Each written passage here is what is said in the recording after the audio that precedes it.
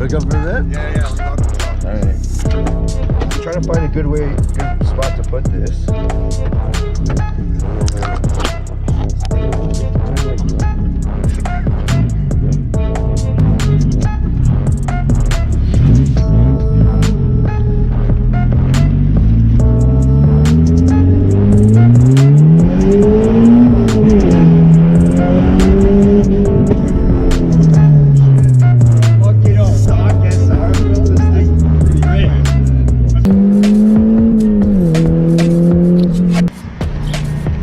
We're here, undisclosed location, and gonna introduce you to the Nissan Pulsar GTIR we got.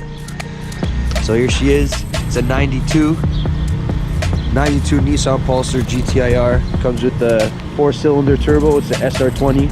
It is the only SR20 that came all-wheel drive. It's a 3-door hatch. Nissan came out with this to qualify for a World Rally Championship.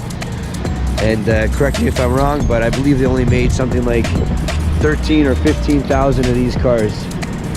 And it was just so that they could qualify to get on to the FIA challenge, right? So, but yeah, it's a pretty sweet little car. I mean, this I already had to pull out here. Apparently the last owner hit a curb. Might have been having a little too much fun or something. Little side skirt paint needed, lights missing. It's got some nice tints on it already.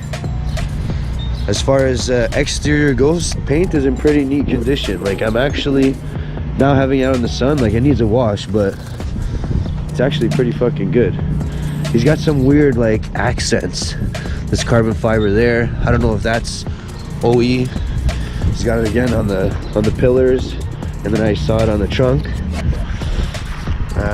It's not too bad. I might switch it to black, just regular black, but not too bad. Interior was pretty. Interior wasn't too bad. I already gave it a little bit of a grassroots touch. I gave it the grassroots steering wheel, grassroots shift knob. It has a flip-up deck. It's got these R gauges, which is pretty cool. Has R in the cluster. Horn works. So I mean, that's a plus. Overall, it's pretty decent shape. It's got 125 on the clock. Yeah, these rims gotta go. These are Volkswagen rims on a Nissan. I almost feel disgraceful, but I wanted to drive it. Under the hood, like I said, it's the only all-wheel drive SR. It is in the front-wheel drive orientation, but you guys know how that goes. Gary was cool enough to hook me up with new filters. This thing was chewed probably by mice or some shit. It has the factory front mount still. This is Frosty's vacuum manifold here we got going on.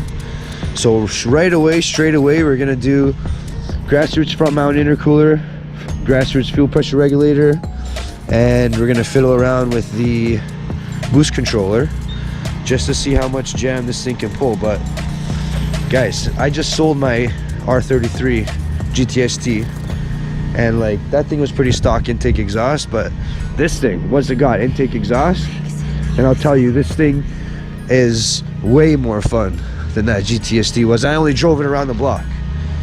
So I'm excited to get this thing going. I'll give it a start, give it a little rev for you guys. Like I said, there's no exhaust on it. It's just open pipe from the downpipe. So I'll rev her up a little bit for you.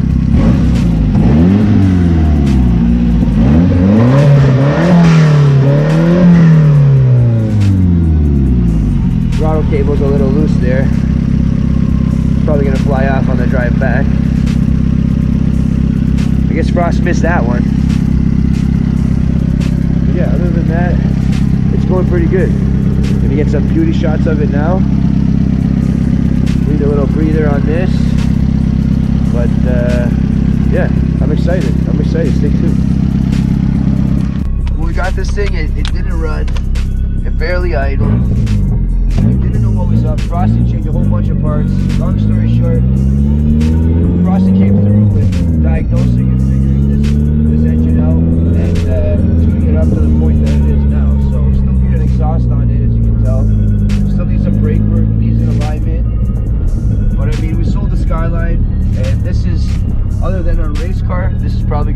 project car for the summer. So it feels, I want to take it for another little rip before I go back.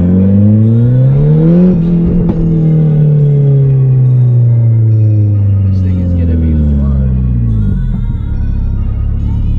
I got no plates on this car right now.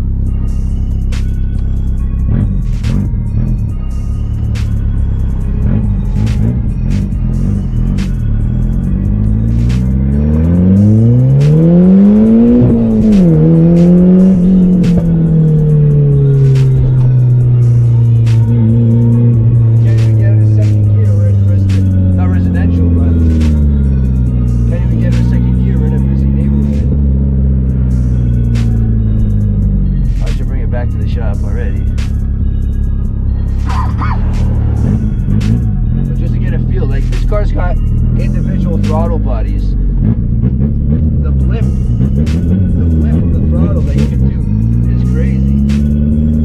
The response just feels awesome.